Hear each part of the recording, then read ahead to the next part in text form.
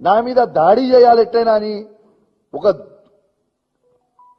గలీజ్ ఆలోచనతోని ఇవాళ సంజయ్ జగిత్యాల గారితోని మైక్ ఇచ్చి మాట్లాడిచ్చి ఆయన గెలిచింది ఏ పార్టీ నుంచి, పోటీ చేసింది ఏ పార్టీ నుంచి, అసలు ఆ జగిత్యాల సంజయ్ అనేటోడు వార్డు మెంబర్ అయినా గెలుస్తాడా? కేసీఆర్ గారు బొమ్మ లేకపోతే వార్డు మెంబర్ అయినా గెలుస్తాడా? బరాబర్ ఆ సీటు కేసీఆర్ గారి బొమ్మ మీదనే, కేసీఆర్ గారి గుర్తు మీదనే జగిత్యాల్లో మేము గెలిచినాం. నువ్వు లేచి మాట్లాడుతా ఉంటే నాతో కూర్చొని ఏమంటాడు, మీ బట్టలు చింపితే ఇప్పుడు అంటాడు. నన్ను రెచ్చగొట్టింది ఆయననా నేనా? నేను లేచి నువ్వు ఏ పార్టీలోకి గెలిచినావు అంటే నేను బాజాబ్తు కాంగ్రెస్ పార్టీ ఇప్పుడు నేను బీఆర్ఎస్ పార్టీ కాదు అని చెప్తాడు.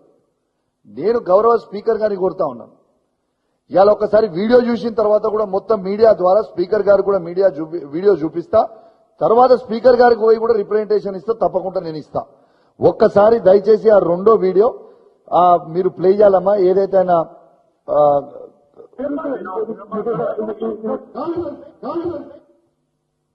మళ్ళా ప్లే చేయమ్మా ఒకసారి.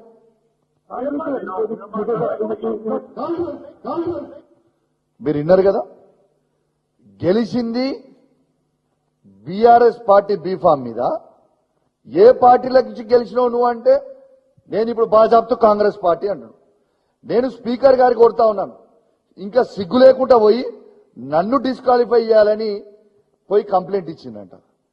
నన్ను డిస్క్వాలిఫై చేయడానికి ఇదేమి నామినేటెడ్ పోస్టు ఇచ్చింది కాదు. హుజురాబాద్ నియోజకవర్గ ప్రజల గుండెల నుంచి ఓట్లేస్తే వాళ్ళ మనసు గెలిస్తే నేను ఎమ్మెల్యే అయినా. నేను ఏ పార్టీ మారలేదే, బాజాబ్తు కేసీఆర్ గారి బొమ్మ మీద గెలిచిన, బాజాబ్తు కేసీఆర్ గారితో అండగా నిల్చున్నా, బాజాబ్తు ప్రజల పక్షాన నిలబడి కొట్లాడుతా ఉన్నాను. ఇలా జగిత్యాల సంజయ్ లాగా బ్రోకర్ గాన్ లాగా పైసలకి నేను అమ్ముడు పోలే. పైసలకి అమ్ముడు పోయినోడివి నువ్వు. ఇలా పైసలకి అమ్ముడు పోయినోడు మారిన 10 మంది బీఆర్ఎస్ పార్టీ ఎమ్మెల్యేలు గెలిచి మారి కాంగ్రెస్ పార్టీలో చేరినోడు పైసలకు అమ్ముడు పోయిన వాళ్ళు, మేం కాదు కదా.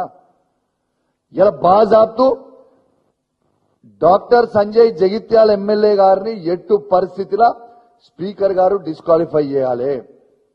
స్వయంగా అఫీషియల్ రివ్యూ మీటింగ్ లో మీ ముగ్గురు మంత్రుల సమక్షంలో ఉత్తమ్ కుమార్ రెడ్డి గారు, శ్రీధర్ బాబు గారు, పొన్నం ప్రభాకర్ గారు, ఇతర కాంగ్రెస్ పార్టీ శాసనసభ్యులు ఉండగా బీఆర్ఎస్ పార్టీ శాసనసభ్యులు మొత్తము ఉమ్మడి కరీంనగర్ జిల్లాలో ఉన్న అధికారులు, ఎలక్ట్రానిక్ మీడియా, ప్రింట్ మీడియా సాక్షిగా నేను కాంగ్రెస్ పార్టీలో ఉన్నా అని చెప్పినాక మీరు ఎందుకు డిస్క్వాలిఫై చెయ్యరు అని నేను అడుగుతా ఉన్నాను. మళ్ళా దీని తర్వాత